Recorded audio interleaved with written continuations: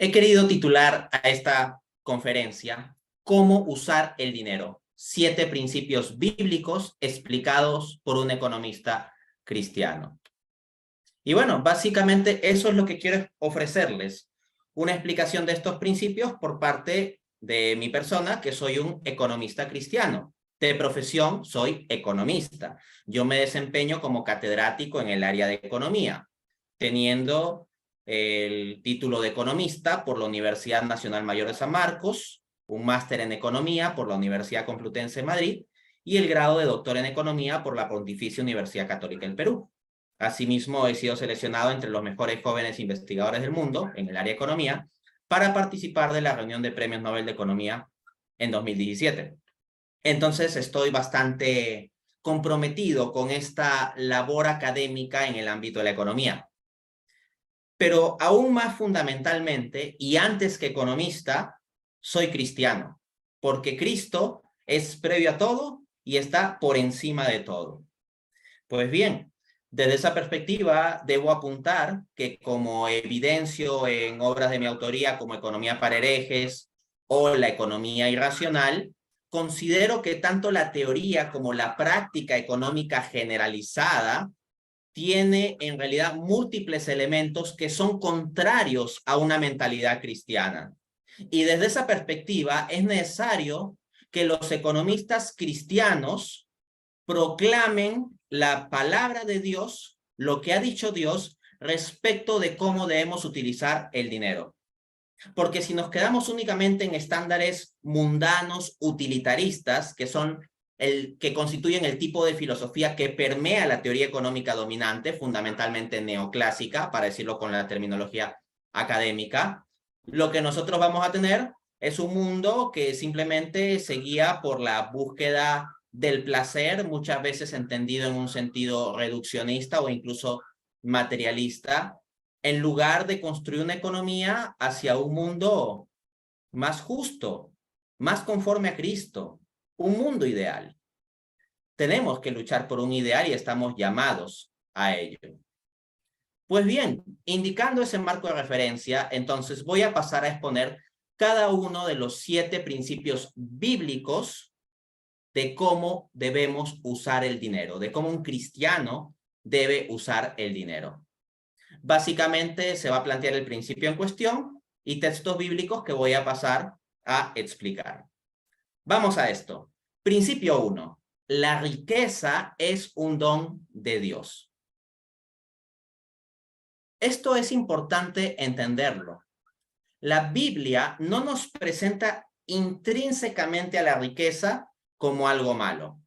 Extrínsecamente, por determinadas circunstancias o por la actitud del hombre hacia las riquezas, y más aún bajo su condición caída, puede devenir la abundancia y riquezas en un peligro o riesgo, como también pasaremos a ver. Pero intrínsecamente, por sí mismas, las riquezas son vistas en el estándar bíblico como una bendición de Dios. El demonio no crea riquezas, usurpa riquezas, desvía riquezas, manipula riquezas, pero no crea propiamente. Quien crea cosas, quien crea el orden del mundo que tenemos, es Dios. Lo que haya de desorden en ello, eso lo introduce el hombre cuando se desvía de Dios. Pero en sí mismas las cosas que salen de las manos de Dios son buenas. Y dentro de esas cosas están las riquezas que Dios nos ha provisto. Así, por ejemplo, luego de culminar el proceso de creación del mundo con todas sus riquezas, dice en Génesis 1:31, y vio Dios que todo lo que había hecho y vio que era bueno. Entonces Dios mismo quiso crear un mundo con riquezas naturales, con comida deliciosa, con animales que tengan distintas características o propiedades que puedan ser útiles al hombre. Y vio que todo eso era bueno. Asimismo, dice Eclesiastés 5:19, a todo hombre a quien Dios ha dado riquezas y bienes, lo ha capacitado también para comer de ellos, para recibir su recompensa y regocijarse en su trabajo. Esto es don de Dios. Entonces, este principio de que la riqueza es un don de Dios no es algo que yo me estoy inventando o sacando debajo de la manga. Está claramente en el texto que les acabo de leer. El que el hombre pueda disponer de riqueza, disfrutar del fruto de su trabajo, de la recompensa de su esfuerzo, eso es don de Dios.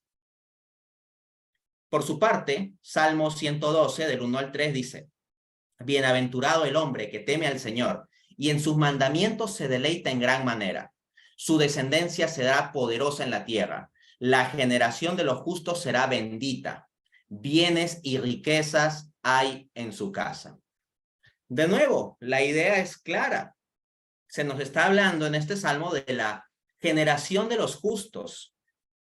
Y cuando se nos habla de la generación de los justos, se vincula esto a la estructura intergeneracional, padres e hijos, y los hijos de los hijos.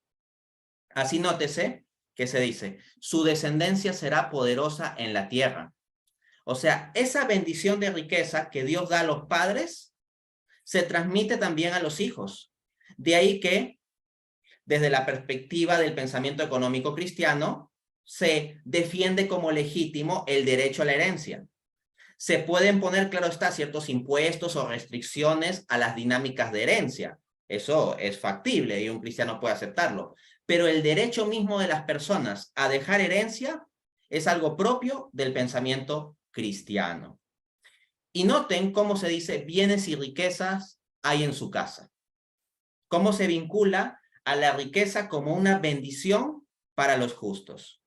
Noten que Dios ha creado tantas cosas bellas, tantos alimentos agradables. ¿Y acaso Dios solo habrá creado los alimentos agradables para que lo disfruten los impíos?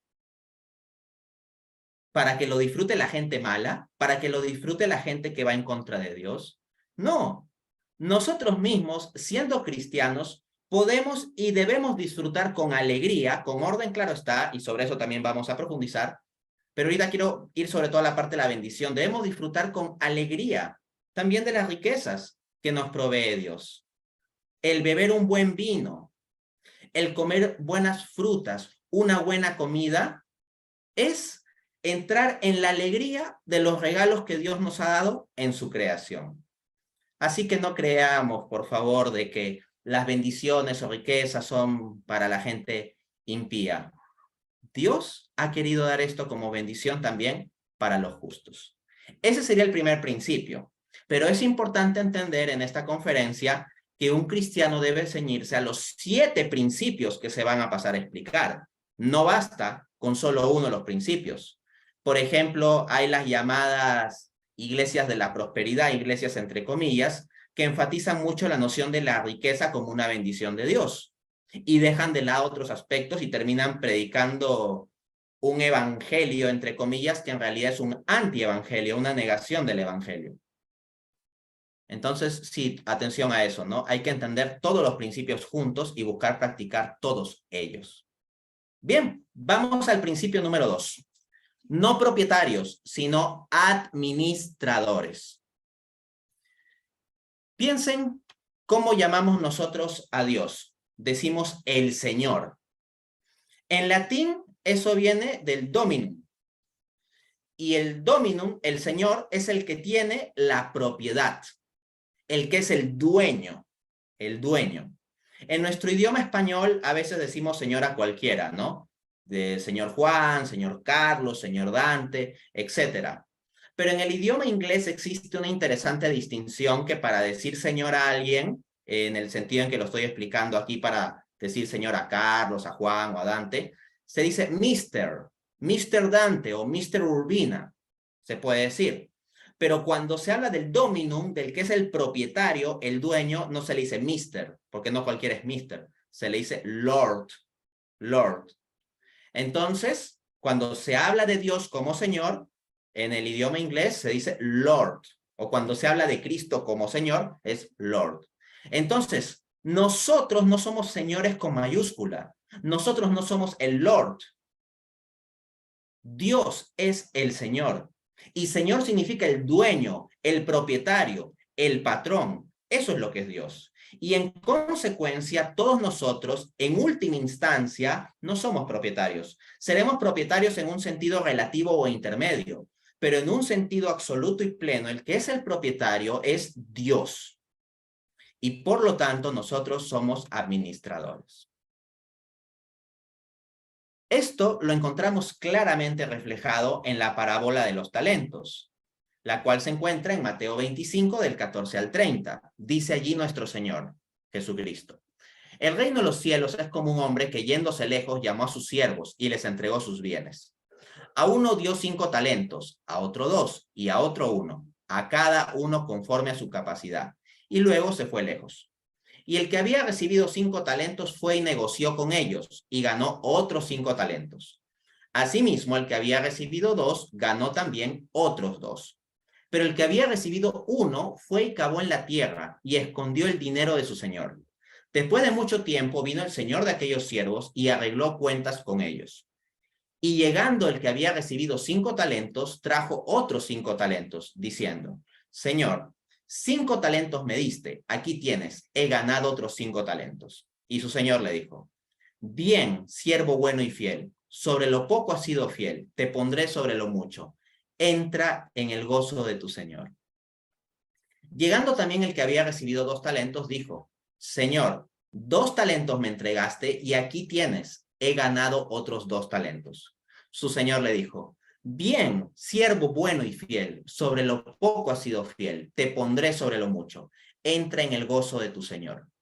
Pero llegando también el que había recibido un talento, dijo: Señor, sabía que eres un hombre duro y que cosechas donde no siembras y recoges donde no esparciste. Por lo que tuve miedo y fui a esconder tu talento en la tierra. Aquí tienes lo que es tuyo. Respondiendo su señor le dijo: siervo malo e inútil, si sabías que cosecho donde no siembro y que recojo donde no esparcí, por tanto debías haber dado mi dinero a los banqueros y al venir yo hubiera recibido lo que es mío con los intereses. Quítenle pues el talento y dénselo al que tiene 10, porque al que tiene se le dará y tendrá más, y al que no tiene, aún lo poco que tiene le será quitado. Y al siervo inútil echadle en las tinieblas de afuera. Allí será el llanto y el crujir de dientes. Noten cómo los talentos terminan asociándose a la salvación, porque aquí en la parábola de los que hicieron fructificar sus talentos se le dice: entra en el gozo de tu Señor, que eso es la vida eterna, porque ahí el Señor representa a Dios. Y asimismo, al que no hizo fructificar su talento, sino que lo ocultó bajo tierra, se lo echa a las tinieblas exteriores, donde es el llanto y crujir de dientes, que es la figura literaria que normalmente usa Jesús en los evangelios para hablar sobre la condenación eterna. Entonces, Dios nos ha dado talentos. Normalmente esos talentos los asociamos a nuestras capacidades. Hay personas que son, pues, particularmente inteligentes, hay gente que sabe hablar, hay gente que sabe cantar, hay gente que se le da muy bien los deportes, la pintura, etcétera. Y ciertamente esos son talentos. Y es correcto ver así la parábola. Pero también podemos hablar de los dones sobrenaturales, no solo los dones naturales. Estamos viendo todo lo que nos da Dios, no solo los dones naturales, sino los dones sobrenaturales. La fe, la esperanza, la caridad, ciertas virtudes infusas, etc. Pero dentro de este paquete de dones naturales y de dones sobrenaturales, tiene que estar también el dinero, más aún cuando la figura que utiliza Cristo mismo, que tan inteligente era, que Él es la sabiduría encarnada, fue una figura de dinero. En consecuencia, el dinero del cual disponemos es un talento que Dios nos confía y nosotros somos administradores. Y el día último nosotros vamos a tener que dar cuenta de cómo usamos ese dinero. Nuestro dinero no es nuestro. Nuestro dinero en el fondo, en última instancia, es de Dios. Y nosotros administramos esa bendición que nos ha dado. Noten cómo el principio 1 se relaciona con el principio 2. Porque si las riquezas son una bendición de Dios, ¿de quién vienen? De Dios. Y nosotros hemos de dar cuenta a Dios de qué hemos hecho con sus bendiciones. Recuerdo la película del Hombre Araña, que es prácticamente ya parte de la cultura popular y que tiene una frase que a mí me impactó mucho en mi adolescencia y me sigue impactando y a veces la cito, ¿no? donde el tío Ben le dice a Peter Parker, ¿no? Que es quien después se convierte en el Hombre Araña, un gran poder conlleva una gran responsabilidad. Pues bien, ¿no se ha escuchado acaso la frase que el dinero es poder?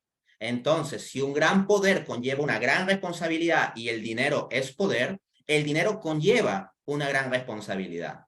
Y ojo, tú podrás pensar que no tienes responsabilidad porque eres pobre, porque no tienes mucho dinero. Pero dense cuenta que todos los siervos tenían responsabilidad, desde el que recibió 5 talentos hasta el que recibió 2 y también el que recibió 1. Así que aquí no importa si tú eres abominablemente rico o si eres tal vez muy pobre, tienes una responsabilidad. Incluso si tienes un solo talento, ya allí tienes una responsabilidad y se te pedirá cuentas sobre ello.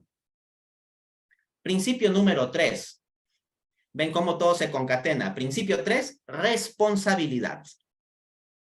Dice Primera de Timoteo 5:8.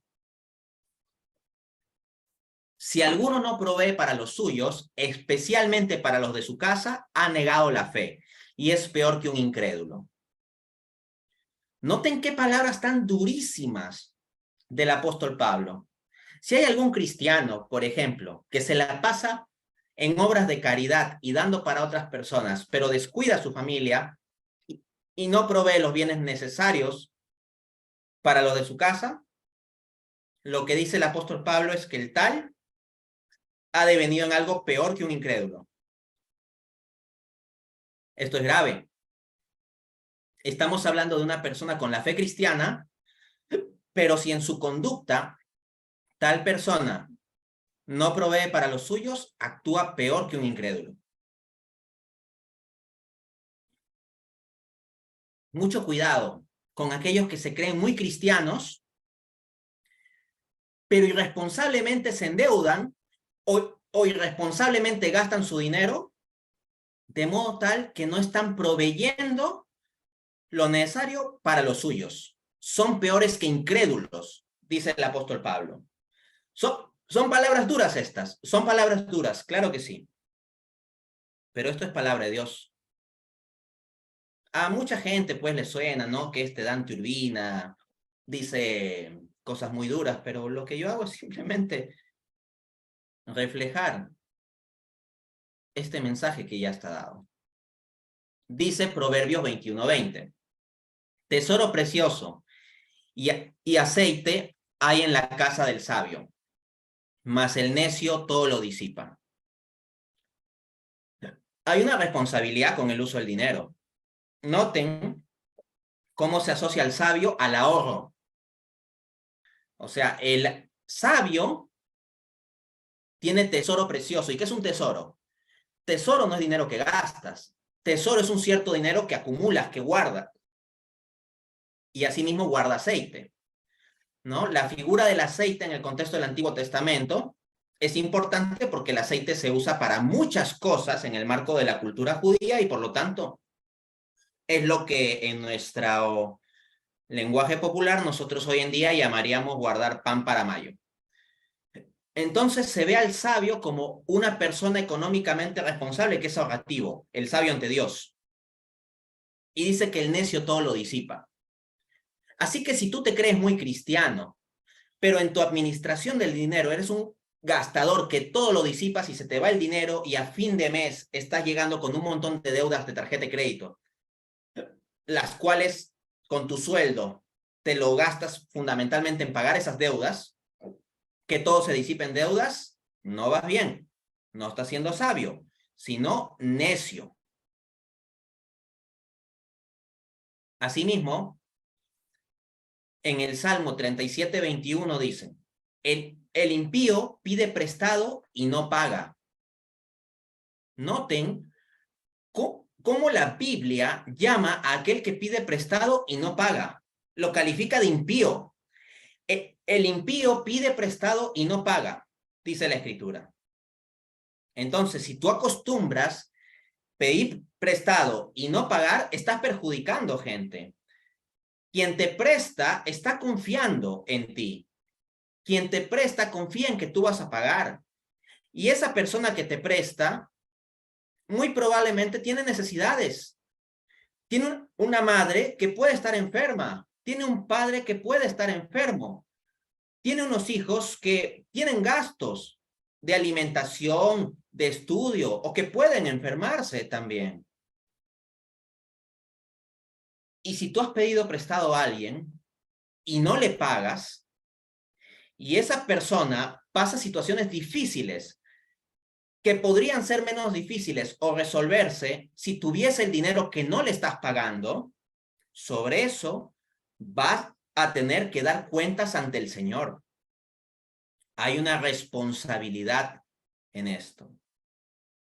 Así que yo les voy a hablar del lenguaje de bendición y de la alegría de la riqueza, y claro que sí, pero también les voy a hablar de la responsabilidad como lo estoy haciendo, porque la verdad hay que decirla completa.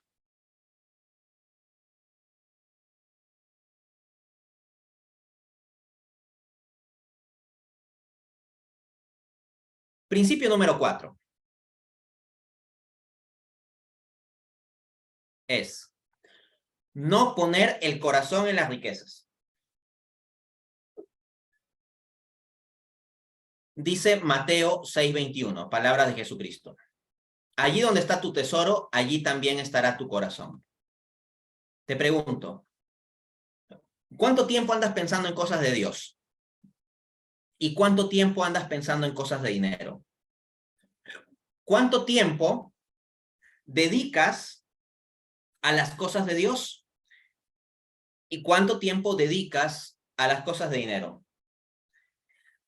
Hay cristianos que se conciben a sí mismos como muy buenos cristianos y que andan más pendientes de cómo sube o baja la cotización de activos en los que hayan invertido, por ejemplo, monedas virtuales, Bitcoin, etcétera. Andan más pendientes de eso que pendientes de la palabra de Dios.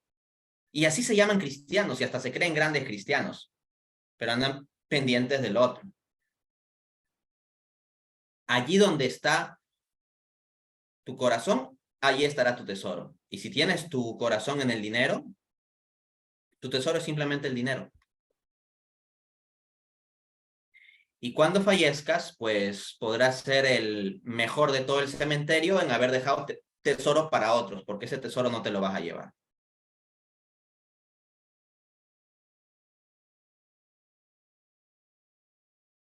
Dice Lucas 18 del 22 al 24. Jesús hablando con el joven rico. Le dice, Jesús le dijo,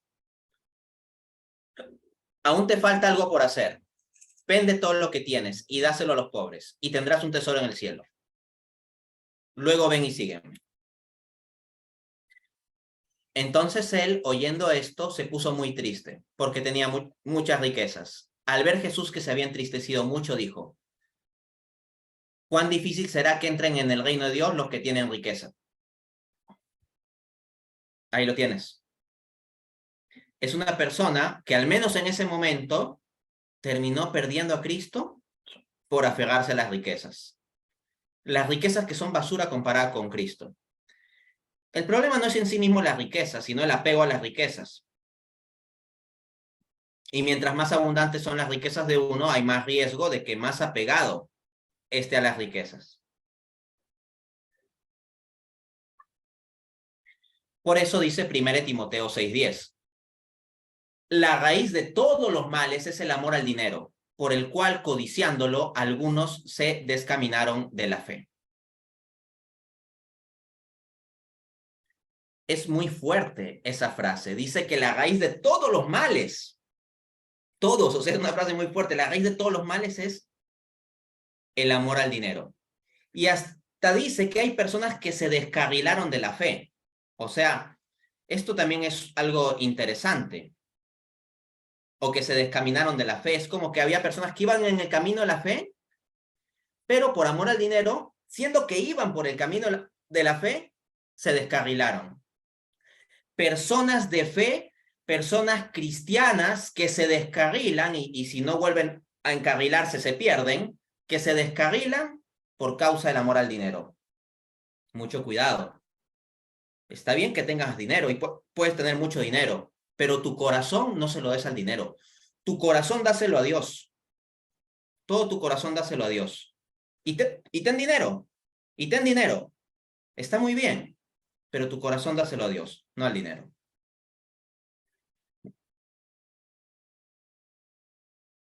Asimismo, dice en Job 1:21, Dios me lo dio, Dios me lo quitó. Alabado sea el nombre del Señor. O sea, no tenemos que poner el corazón en las riquezas. No tenemos que ir absolutamente angustiados de esperar que siempre esté subiendo la cotización del Bitcoin, por ejemplo. Si estamos en ese tipo de inversión o en alguna inversión, como digo, hay muchos cristianos que andan más pendientes de cómo va el Bitcoin o tal o cual moneda virtual que de Cristo.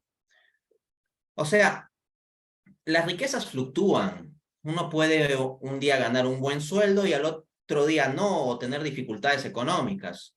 Y ante eso hay que decir, Dios me lo dio, Dios me lo quitó. Alabado sea el nombre del Señor, así como dice Job. Principio 5. Manos llenas para compartir.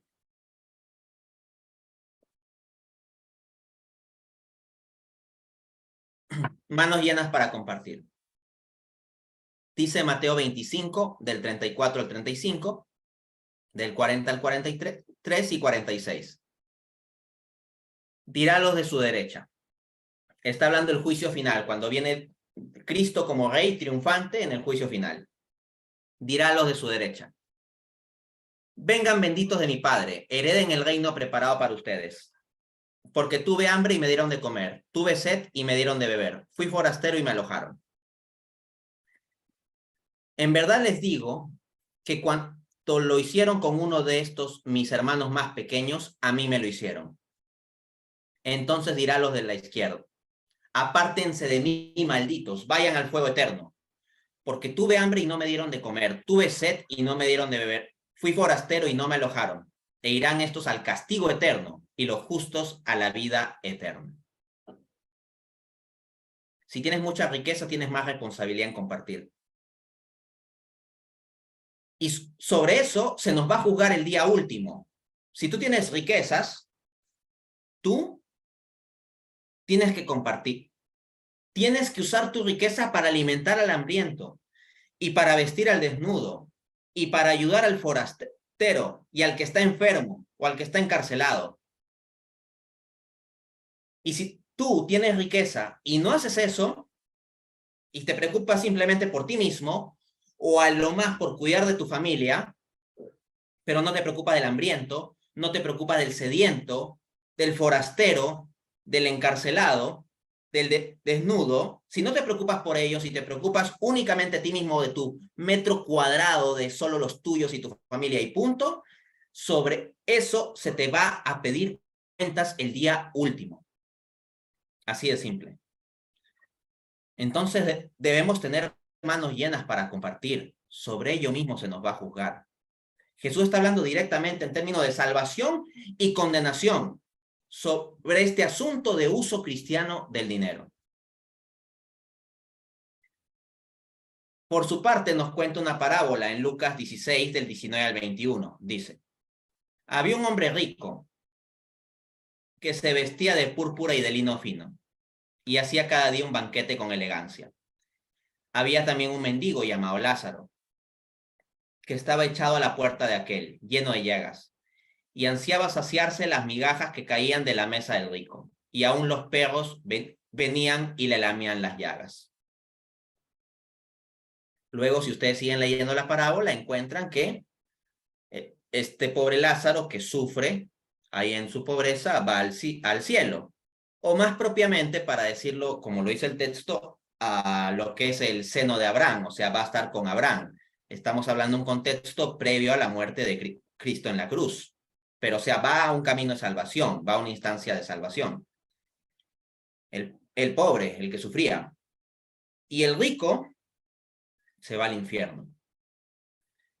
Ahora bien, si ustedes analizan bien la parábola, se van a dar cuenta que el rico no se fue al infierno por el mero hecho de ser rico.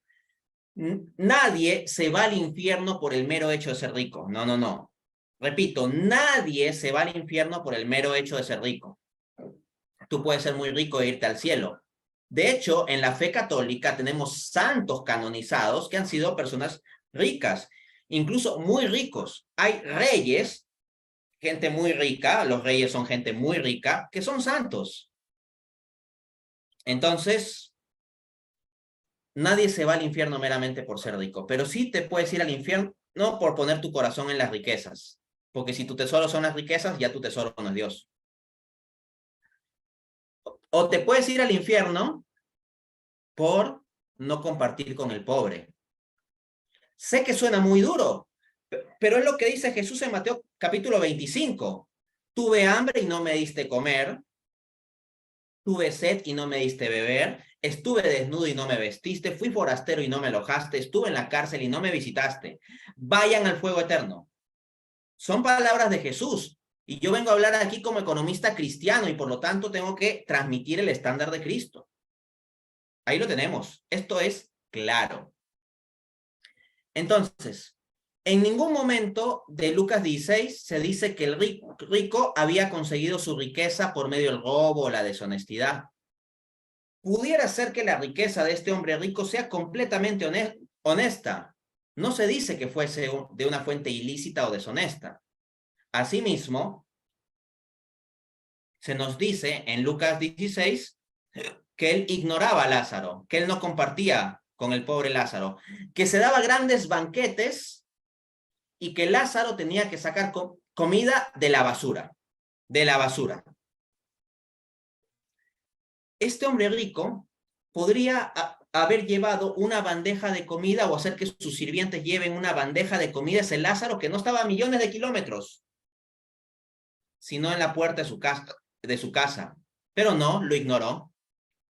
Entonces, no pienses que porque tú te has ganado tu plata con tu esfuerzo y que proviene de una fuente lícita, automáticamente ya cumpliste con todo lo necesario. Porque hay muchos mediocres moralmente que dicen, bueno, yo soy una buena persona porque yo no robo, yo no mato. ¡Qué mediocridad moral! En el día del juicio, ese rico puede decir eso, yo no he robado y no he matado. Muy probablemente ese rico de la parábola nunca mató a nadie. Y como digo, puede ser que su riqueza haya sido conseguida 100% de forma lícita, así que nunca habría robado, al menos bajo ese estándar. Pero por no compartir con el pobre que está a su puerta, termina en condenación. Termina en condenación, así que cuidado. Principio número 6, manos limpias. Dice Proverbios 10:2. La riqueza mala vida no aprovecha, mas la justicia libra de la muerte. La riqueza mala vida no aprovecha. Entonces, un cristiano debe obtener su riqueza de fuentes lícitas. Un cristiano que obtenga su riqueza explotando a los demás, vendiendo cosas inmorales o ilícitas, pagando menos de lo que sería un salario justo a sus trabajadores, o no trabajando lo que es debido conforme a su contrato, tal está robando y no tiene riqueza lícita. Así que muchos dicen, no robo. Dicen no robo porque no has ido a quitarle la cartera a una señora en la calle o a robar un celular. Pero muchas veces, no pagando sueldos justos a tus trabajadores o siendo un trabajador que no cumples propiamente con tu contrato y cobrando aún así, enriqueciéndote a costa de trabajadores a los cuales no se le paga el sueldo justo o a costa del dinero de empresarios sobre los cuales no estás cumpliendo con lo que se te estipuló en tu contrato, estás robando. Estás robando. Lucas 19 del 8 al 9. Zaqueo dijo, he aquí que doy la mitad de mis bienes a los pobres, y si alguno he defraudado, le devolveré el cuádruple. Jesús dijo, hoy ha llegado la salvación a esta casa. ¿Quién era Zaqueo? Un publicano, un cobrador de impuestos. ¿Y qué significa eso? Lo siguiente, en el contexto del siglo I, contexto judío, los judíos habían sido conquistados por los romanos. Los romanos eran un poder imperial que cobraba impuestos a los judíos para engordar al propio imperio, no para ayudar a los judíos. Los judíos estaban bajo una opresión romana con el tema de impuestos. Y habían algunos judíos que se vendían al imperio para cobrar impuestos a los propios judíos. Para que lo entiendan como una analogía, tomaré la clásica rivalidad que existe entre los países Perú y Chile. Simplemente la asumo como ejemplo porque es una rivalidad histórica, no es que yo tenga nada contra los chilenos, siendo yo peruano, simplemente me parece que puede ilustrar bien la situación. Imagínense una circunstancia en que Chile conquista militarmente Perú, ¿ok? Y nos conquistan, nos ganan una guerra, nos destrozan, etc. Ya. Y Chile establece un imperio donde nos comienzan a cobrar impuestos para el imperio chileno, a nosotros los peruanos. Ahora, imagínense a un grupo de peruanos que se venden a Chile, al gobierno chileno, para cobrar impuestos a otros peruanos y que esos impuestos vayan para la riqueza chilena. ¿No serían tales personas vistas muy mal? ¿No se vería esto como una fuente pues, poco noble, por decirlo menos, de obtener ingresos, ¿no? Con ese tipo de trabajo. Pues bien, saqueo era eso. Saqueo era eso. Ahora, hay una línea de impuestos legítimos que se podía cobrar, pero el problema de esto es que los cobradores de impuestos cobraban adicional a lo que el imperio requería, porque sus ganancias venían de cobrar ese adicional. Entonces terminaban explotando a la gente económicamente para su propio beneficio. Pero nota cómo Saqueo, sabiendo que gran parte de su riqueza no era lícita, se arrepiente y dice, si alguno he defraudado, le devolveré el cuádruple. Ese es arrepentimiento genuino. No es simplemente que él dice, yo he robado, confieso que he robado, me arrepiento y punto. No, él busca resarcir. Y así es el auténtico arrepentimiento. Si uno puede resarcir, hay que resarcir. Entonces, si alguno defraudó, si alguno lo estafó, le va a devolver el cuádruple. Y además la mitad de las riquezas la da a los pobres. Y es recién cuando Saqueo hace ese compromiso para con los pobres y para con una vida honesta de uso bueno del dinero, que Jesús recién ahí dice, hoy ha llegado la salvación a esta casa. Miren qué interesante. Vamos al séptimo y último principio. Ayudar a la iglesia. Principio 7, ayudar a la iglesia. Dice Lucas 21 del 1 al 4. Jesús estaba en el templo y vio cómo algunos ricos ponían dinero en las cajas de las ofrendas. También vio una viuda que echó 2 moneditas de muy poco valor. Entonces Jesús dijo a sus discípulos, en verdad les digo que esta viuda pobre dio más que todos los ricos, porque todos ellos dieron de lo que les sobraba, pero ella, siendo tan pobre, dio todo lo que tenía para vivir. Entonces, ahí tenemos el templo, cuya continuidad será la iglesia, ¿no? Del pueblo de Dios en el contexto judío, su continuidad es la iglesia.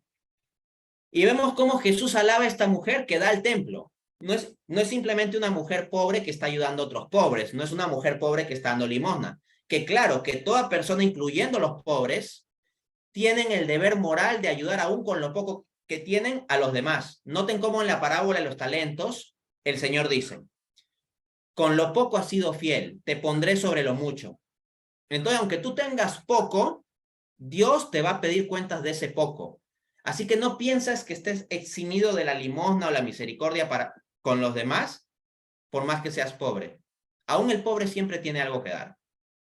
Pero en este contexto, Jesús está hablando de una viuda pobre que está ayudando a la iglesia, o lo que podríamos llamar el antecedente de la iglesia, el templo judío, que tenía una estructura institucional, y Jesús no ve como malo que se dé limosna para la estructura institucional que corresponde al templo judío con sus funciones y su jerarquía.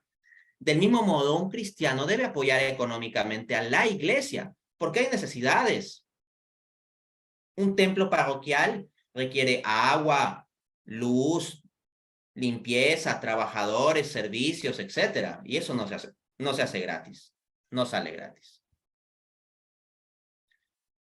como dice 1 Timoteo 5, del 17 al 18, que los presbíteros que gobiernan bien, los presbíteros son los sacerdotes, que los presbíteros que gobiernan bien sean tenidos por dignos de doble honor, especialmente los que trabajan en predicar y enseñar. Pues la Escritura dice, no pondrás bozal al buey que trilla, y el obrero es digno de su salario. Ahora bien, ¿de dónde va a salir ese salario para las personas que se dedican exclusivamente a la propagación del evangelio, a enseñar, a cuidar de las cosas propias de la iglesia? De nosotros los laicos. Entonces, tenemos que los religiosos hacen el voto de pobreza, renuncian a la riqueza. En cambio, nosotros los laicos no hacemos voto de pobreza. Nosotros estamos aquí en el mundo para usar la riqueza. Y nosotros nos santificaremos usando la riqueza conforme a Dios. Y parte de ese uso es apoyar a los religiosos que han renunciado a la riqueza. Su camino de santificación de los religiosos que hacen el voto de pobreza, particularmente, por ejemplo, los franciscanos que lo hacen con énfasis, su camino de santificación está en esa renuncia a las riquezas. En cambio, para la gran mayoría de nosotros, los laicos, es decir, los que no hacemos votos religiosos, el camino de santificación viene por el correcto uso de las riquezas. ¿Y cómo realizamos un correcto uso de las riquezas? Con estos 7 principios que les he presentado. Muchas gracias.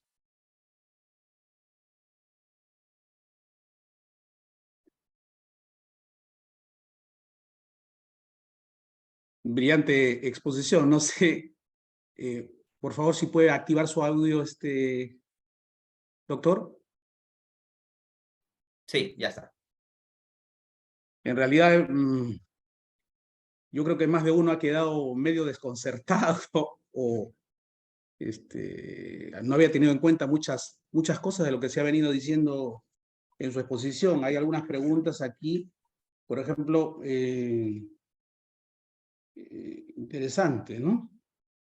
Dice que la pregunta es una pregunta que está ahí. ¿No puede considerarse un acto irresponsable de parte de la viuda en vista de que dio para el templo, teniendo en cuenta de que era lo único que tenía para vivir? Es una pregunta que han hecho.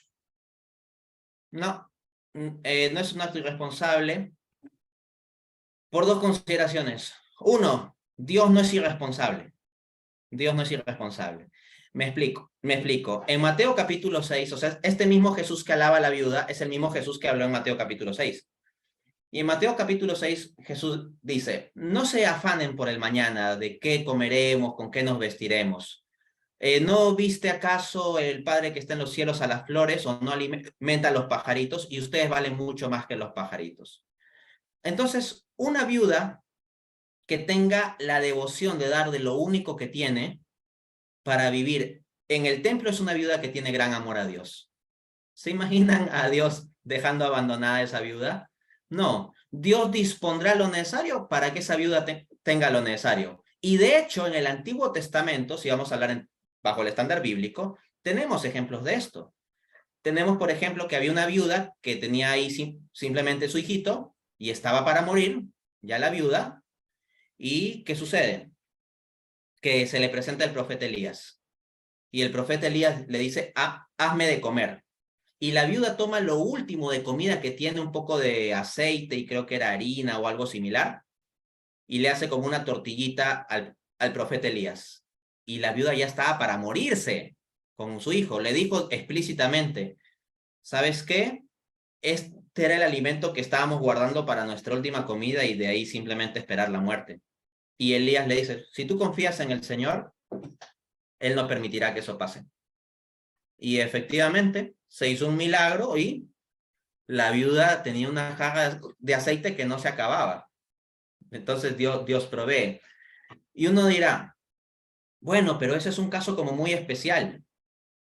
Bueno, pero ¿acaso no es un caso muy especial también el de una mujer que sea capaz de dar hasta lo último que tiene para vivir o de lo poco que tiene para vivir? Entonces, si es un caso especial, si nosotros somos personas especiales para con Dios, Dios no se va a dejar ganar en bondad, ¿no? No he visto justo mendigando pan. La segunda consideración que quiero introducir es que esta viuda muy probablemente sería una mujer anciana, ¿no? Y probablemente, pues siendo una mujer anciana, esa es una posibilidad, pero es una posibilidad plausible, pues no tendría dependientes. Probablemente sus hijos, pues, no sé, no habría tenido hijos o sus hijos habrían fallecido o sus hijos estarían vivos, pero ya como personas independientes con sus respectivas familias. ¿Quién lo sabe? Bajo ese tipo de circunstancias no es que ella tenga que mantener a otras personas, simplemente tenía que ocuparse de sí misma. Porque acá dice Jesús lo que tenía para vivir, no dice lo que tenía para mantener a su familia. Otra cosa es el padre cristiano que tiene un deber para con su familia. Y ahí en principio hay que aplicar el estándar de ser responsable y procurar un mínimo para la familia y con lo que una vez que se haya procurado un mínimo, pues ver también otras responsabilidades, ¿no? Pero acá no parece ser el caso de esta viuda como una especie de cabeza de familia, porque como digo, Jesús apunta que era lo que ella tenía para vivir, no lo que tenía para que su familia viva, ¿no? Entonces, creo que todo esto hace un buen balance de cómo entender este principio. Interesante porque es la viuda de Sarepta de Sidón, ¿no? Esa, así es. Exactamente, ¿no? La pregunta me la dijeron acá, entonces, bueno, yo la lanzo. Entonces, hay otra pregunta aquí que dice, Timoteo dice que la raíz de todos los males es el afán de dinero, ¿no? Es lo que ha señalado acá. Quiere decir que la problemática, si es todos, es bastante grande esta expresión, ¿no? Esta expresión es bastante dura. Implicaría, por ejemplo, la destrucción de matrimonios, implicaría la destrucción de amistades, implicaría también las relaciones duras que se establecen entre las personas. Todos es un... Si podrías puntualizar, por favor, Dante, Sí, claro que respecto a esta sí. pregunta. Sí. Básicamente ahí lo que está haciendo el apóstol Pablo en ese pasaje de Timoteo donde dice que la raíz de todos los males es el amor al dinero, es aplicando una figura literaria llamada hipérbole. La hipérbole es una herramienta literaria que se utiliza para enfatizar mucho una verdad y para eso se la exagera.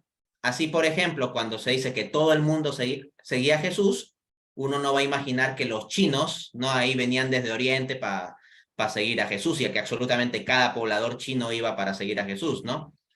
Entonces, en la escritura hay esos elementos, hay lo que son las hipérboles y aquí eso, Pablo estaría usando una hipérbole para enfatizar todos los males que acarrea el amor al dinero, ¿no? Pero claro está, creo que es evidente que hay otros males también que se deben a otras causas. Hay otra pregunta aquí que dice que Cristo en Lucas 16 alabó al administrador infiel. Este administrador que hizo mal uso de la riqueza y luego le piden, le van a solicitar la administración. Estando en una situación de crisis, él pregunta a las personas, ¿cuánto le debes a mi señor? Tantas medidas de trigo. Y luego él dice, en vez de eso, pon esto, pon una cantidad inferior. Entonces, Cristo dice que alabó al administrador infiel porque había obrado astutamente. Y luego así los hijos de las tinieblas son más astutos que los hijos de la luz. Teniendo en cuenta ese criterio, porque en la práctica le estaría robando, no sé, ¿en qué términos se puede hablar de esta alabanza? ¿Por qué estaría dada esta alabanza de Cristo al administrador infiel? Es la pregunta que están diciendo acá. Cristo mismo resuelve la cuestión por la astucia. O sea, lo que alaba a Jesús del administrador infiel no es su infidelidad, no es su forma ilegítima de hacer las cosas. Lo que alaba es su astucia. Y basta ver los versículos siguientes para confirmar esto. Evangelio según San Lucas, capítulo 16, versículo 10 en adelante dice. El que es fiel en lo muy poco, también en lo más es fiel. Y el que en lo muy poco es injusto, también en lo más es injusto. Pues si en las riquezas injustas no fuisteis fieles, ¿quién os confiará lo verdadero? Entonces, nótese que Jesús acá no está diciendo que lo injusto está bien. No, no, no. Más bien Jesús contrasta lo injusto con lo verdadero. Pero nos pide que esa astucia que muchas veces tenemos hasta para las riquezas injustas, debemos tenerlas para las cosas celestiales. Por ejemplo, conseguirse buenos amigos. Jesús Ajá. habla en el contexto de la parábola también de eso de conseguirse buenos contactos. Pues bien, así como uno se consigue buenos contactos en el mundo de lo material, ¿con cuánta más razón no debemos conseguirnos buenos contactos en el mundo de lo espiritual también? Dice a su vez Jesús, y si en lo ajeno no fuisteis fieles, ¿quién os dará lo que es vuestro? Entonces Jesús entiende que hay una administración de lo ajeno, pero el estándar que Jesús quiere es la administración de lo que es nuestro, es decir, lo que Dios nos dará. Y por lo tanto, lo que está recogiendo Jesús como lección a ser alabada es la astucia.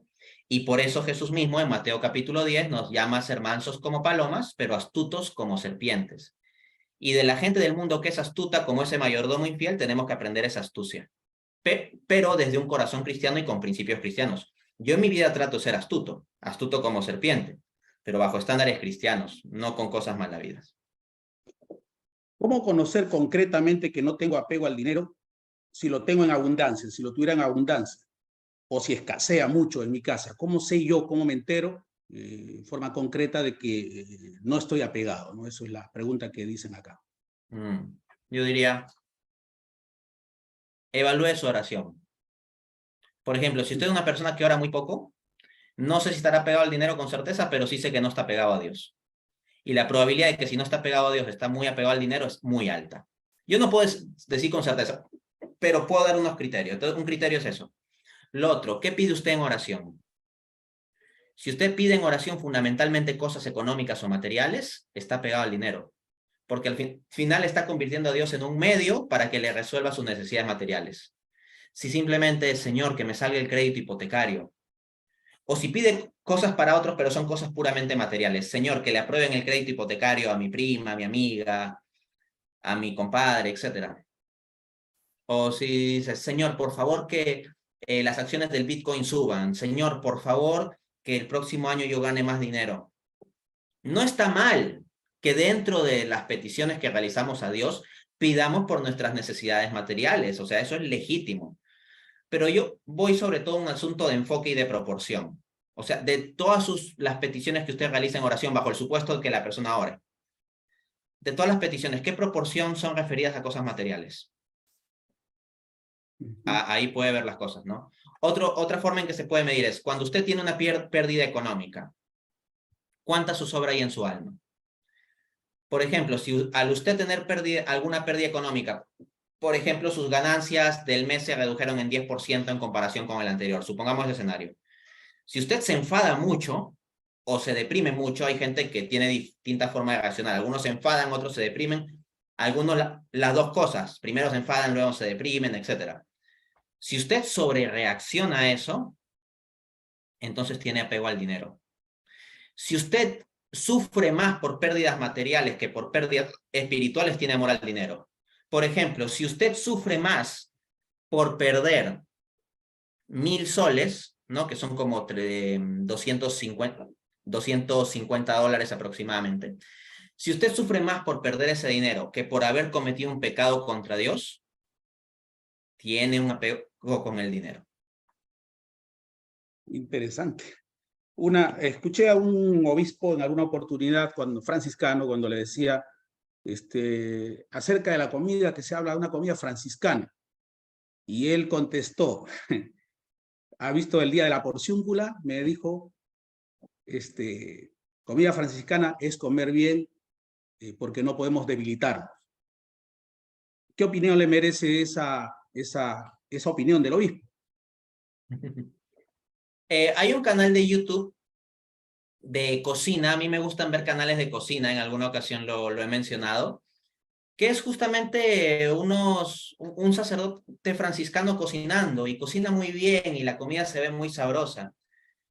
Y ciertamente, Dios ha hecho las cosas para que disfrutemos, o sea, ¿por qué solo van a disfrutar los malos? Y claro que un sacerdote o incluso un franciscano puede disfrutar de estas cosas.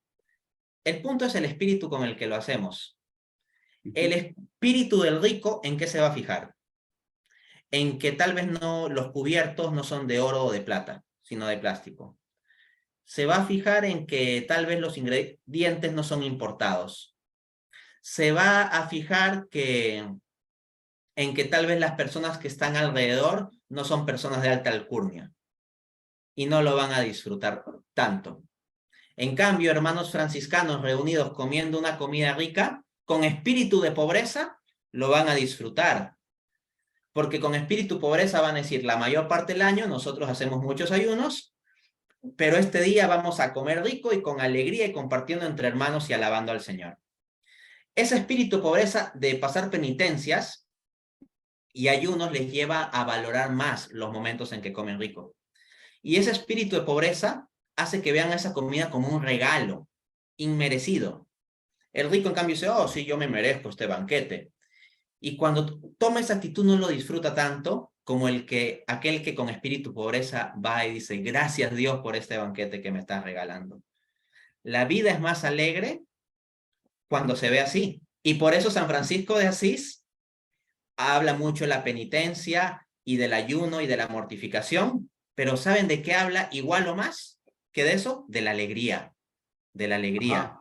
Ese espíritu de pobreza es espíritu de alegría. Dante, yo sé que estás llenecísimo de tiempo, ¿no? Aquí hay un montón de preguntas. Demos espacio dos más, en todo caso. Sí. Entonces, aquí se habla de las deudas en las cuales se incurre tantas veces cuando se mete en el banco, ¿no? Que tienen tasas de interés evidentemente draconianas, ¿no? Entonces, en esas circunstancias, teniendo en cuenta el futuro de los hijos de la familia, muchas veces se cae, se incurre en deudas de 20 años y demás, ¿no? Entonces, ¿cómo balancear esto teniendo en cuenta que es evidente que se necesita una casa, es evidente que forma parte de las necesidades primarias y al mismo tiempo el espíritu cristiano para una toma de decisión correcta? Muy buena pregunta, ¿no? La cuestión del asunto hipotecario es muy importante y qué bueno que pueda resolver esta cuestión o tratar de dar un poco de luz. Ciertamente la vivienda es una necesidad. Uno puede ver opciones como el alquiler o vivir en casa de otro o tener casa propia. De entre esas opciones, la ideal es tener una casa propia, un departamento propio o algo así. Pero claro, luego uno tiene que ver responsablemente y de forma realista y pertinente sus circunstancias, ¿no? Ahora, he de decir también que debemos luchar desde nuestra sociedad civil para que se implementen ciertas regulaciones con respecto al tema hipotecario por parte de los bancos. O sea, creo que hay cláusulas muy abusivas en cómo los bancos suelen manejar el asunto de los créditos hipotecarios. Por ejemplo, uno paga durante 18 años su crédito hipotecario y de repente hay 3 meses seguidos que no pagan y pueden estarlo botando de su casa y el banco se queda con la casa. Eso es un abuso absoluto, un escándalo, una injusticia. Y ese tipo de cosas hay que combatirlas y eventualmente lograr que haya legislación que impida ese tipo de abusos. ¿Ok? Entonces, yo no pondría toda la carga del problema del endeudamiento solo en los hombros de los cristianos que llegan a un crédito hipotecario. Creo que hay mucho abuso de parte de la estructura financiera que gestiona eso. Y nosotros como cristianos debemos hacer lo necesario desde la sociedad civil, desde las leyes, desde las regulaciones para ir encauzando ese asunto. Yo como economista ahí también alzo mi voz y digo directamente esto. Ahora bien, en cuanto a algunos criterios. Primero, trate de pagar una buena inicial. La mayor cantidad de inicial que pueda pagar es mejor. ¿Ok? Si puede pagar la mitad, por ejemplo, pasas años ahorrando, pero pagar como inicial la mitad, mejor. Porque cuando usted paga la inicial no le aplican intereses, esos intereses draconianos, abusivos. En cambio, de lo que falte para completar el monto total, ahí sí le van a cobrar intereses. Y créame que a veces con todo eso de los intereses, al final uno termina pagándole al banco como el doble, a lo largo del tiempo como el doble del valor original completo de la vivienda. Y eso es un abuso, una aberración, y más aún en un país con inflación bastante controlada como el nuestro. O en todo caso se podría incluir una cláusula de ajuste por la inflación y ya está. ¿Ok?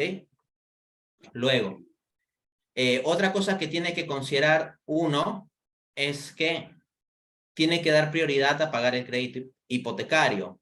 porque uno puede, por ejemplo, perder el trabajo, pero si tiene ya vivienda asegurada, más o menos ahí se puede manejar. Hasta puede alquilar la vivienda e irse a vivir a un sitio más sencillo durante ese periodo de dificultad económica, ¿no? Entonces hay que tratar de darle una cierta prioridad a avanzar pagos en el crédito hipotecario, ¿no? Yo básicamente plantearía esas consideraciones y asimismo diría que cada cristiano responsablemente debería organizarse un presupuesto de su sueldo total, cuánto como mínimo va a dedicar a ayudar a los pobres, cuánto como mínimo va a dedicar a ayudar a la iglesia y cuánto como mínimo tiene que dedicar para obligaciones necesarias como por ejemplo un crédito hipotecario. Ha dicho una cosa muy interesante porque el último mandamiento de la Santa Madre Iglesia dice ayudar al sostenimiento de la Santa Madre Iglesia de Dios. No podría hablarse pues de un cristiano que no esté preocupado verdaderamente por las necesidades de su iglesia, ¿no? Aquí finalmente hay Ahí una quiero hacer última un pie de pregunta. página, Sí, disculpe, sí, sí, que a sí, mí sí. sí me revienta que haya cristianos que se indignan y ponen el grito al cielo porque la iglesia para los trámites de matrimonio les cobra, por ejemplo, 200 soles para ver los trámites, porque hay costos, hay trámites, hay papel, hay transporte, hay secretaria, hay costos reales y le pueden cobrar, por ejemplo, 200 soles o 300. Y ponen el grito al cielo que la iglesia es ambiciosa, que está cobrando por el sacramento y cómo es posible, etcétera. Y esos mismos hipócritas gastan 20.000, 30.000 o 50.000 soles. Estamos hablando más o menos de entre 10.000 a 15.000 dólares en sus bodas. En sus bodas. Ujú. Les ponen al grito al cielo contra la iglesia, supuestos cristianos católicos, por unos 200 soles que pagan para temas trinimitarios o 300 soles, pero bien que para su fiesta mundana que les va a durar un solo día, porque en gran parte esa fiesta se maneja de modo mundano en la mayoría de los casos, ahí sí derrochan el dinero, ¿no? Ahí sí no hay ninguna queja. Incluso, Continúe. incluso entran en cuentas a pagar a 5 o 10 años, porque conozco yo casos de personas que para casarse, ahí pues meten un montón de y saben que van a quedarse endeudados por lo menos 2, 3 o los años que sean necesarios, con tal de que la boda sea la de ensueño, ¿no? Y ahí viene un consejo. Usen eso mejor para la inicial de su crédito hipotecario. Ujú. Entonces acá hay una ya pregunta final, que es una pregunta sencilla, pero dice, ¿un cristiano debería guardar algo de sus ingresos para obras caritativas? Ya lo ha respondido, pero de repente necesita puntualización eso, Dante, por favor. Sí, un cristiano debe. A menos que un cristiano tenga un buen flujo de ingresos, así, en donde no necesite como guardar algo aparte para obras caritativas, sí debería estar más o menos definido que haya un mínimo que trate de cumplir siempre. Y si uno cumple con Cristo con un mínimo, Cristo no se deja ganar en bondad. Cristo va a cumplir con uno. Por Claro. ejemplo, yo conocí el caso de personas que han sido bastante generosos siendo pobres. Y Cristo eventualmente los ha hecho ricos. Y esas personas siguen siendo generosas. Y Cristo les mantiene en su riqueza. Y hasta les da más. Cristo no se deja ganar en bondad. Recuerden cómo dice Jesús en Mateo capítulo 25. Tuve hambre y me diste comer. Entonces los justos responderán, ¿cuándo, Señor, te vimos y te dimos de comer? Nunca te vimos. Y responderá el rey, cada vez que lo hicieron con uno de estos mis hermanos más pequeñitos, conmigo lo hicieron. Entonces, cuando tú ayudas al pobre, estás ayudando a Cristo. Y Cristo no va a dejar de ayudarte. Entonces, Cristo te va a ayudar. Pero esto hay que hacerlo por amor, no por interés. Cuando haces por genuino amor, ese genuino amor lo conoce Cristo, que genuinamente te ama y genuinamente va a cuidar de tu familia. El tema fundamental es el corazón del hombre, ¿no? En Exacto. el fondo, ¿no? Una conversión sincera al Señor, que querramos hacer verdaderamente su voluntad, porque le amamos y le amamos concretamente en aquellos que Él ha seleccionado como sus preferidos. El forastero, el huérfano, la viuda, dentro de lo que se habla habitualmente, que son los preferidos del Señor. Aquí, Dante, me decían que estás ya al límite de tiempo. Yo la verdad es que no quiero abusar de ti. Quería decirte de todas maneras, de parte del doctor Jorge Luis Chávez Rubina, con el cual has tenido contacto telefónico, y has estado haciendo pues una serie ¿no? de conversaciones, quería extenderte su agradecimiento personal, el agradecimiento de la Fundación Ciudad de Papel, que tiene desde el año 1954 trabajando también con los pobres, ¿no? Fue una iniciativa de un sacerdote, el padre Frisancho, que nos dejó en el año 1989. Entonces, también de la Junta de Administración de la Fundación, el mío propio, mi nombre es Miguel Canepa, un servidor, y estoy verdaderamente contentísimo con la charla que has hecho, igual que las personas. Muchos son padres de familia de un colegio que nosotros tenemos y que regentamos. Queríamos en algún momento comprometerte a futuro a una charla, si es que tú estás dispuesto, y por supuesto invitarte a que veas un poquito el colegio, las cosas que desarrollamos en la fundación, para que veas cómo nos das también ideas para ser cada vez más cristianos, más al servicio de Dios y de los hombres, evidentemente. Tienes tus palabras entonces y las esperamos con ansias, Dante, para despedirte de esta reunión que ha sido fantástica. Previo a venir a esta conferencia, yo he revisado un poco sobre la Fundación Ciudad de Papel y la verdad es que me he quedado gratamente sorprendido. Hacen una gran labor, una labor muy bonita, con unos buenos principios y una visión integral, cubren varios aspectos y con amor a los pobres, con servicio, con fidelidad a la iglesia. Así que, siendo que ustedes están haciendo todo eso, sirviendo a Cristo, y si yo puedo en mi indignidad aún así decir con San Pablo, por misericordia de Dios, como en Gálatas 2:20, ya no soy yo quien vive, sino que es Cristo quien vive en mí. Si ustedes hacen todo por esos pobres que son Cristo, ¿cómo yo no en agradecimiento, con todo gusto voy a querer ir a conocer sus instalaciones? Y si en algo puedo apoyar la mano y servirles, pues aquí estoy, ¿no? Mi disposición está. Mi dificultad, lamentablemente, es mi disponibilidad a los temas de tiempo, pero eso se coordinará. Se coordinará y ahí estaremos. Muchísimas gracias entonces. Ha sido el doctor Dante Urbina quien nos ha acompañado en esta ponencia. Somos la Fundación Ciudad de Papel, 566-1834-566-0269, para servirles cuando quieran, para apoyar las necesidades de tanta gente que verdaderamente lo necesita. Buenas noches a todos entonces, un placer nuevamente, Dante, y nos vemos en otra oportunidad.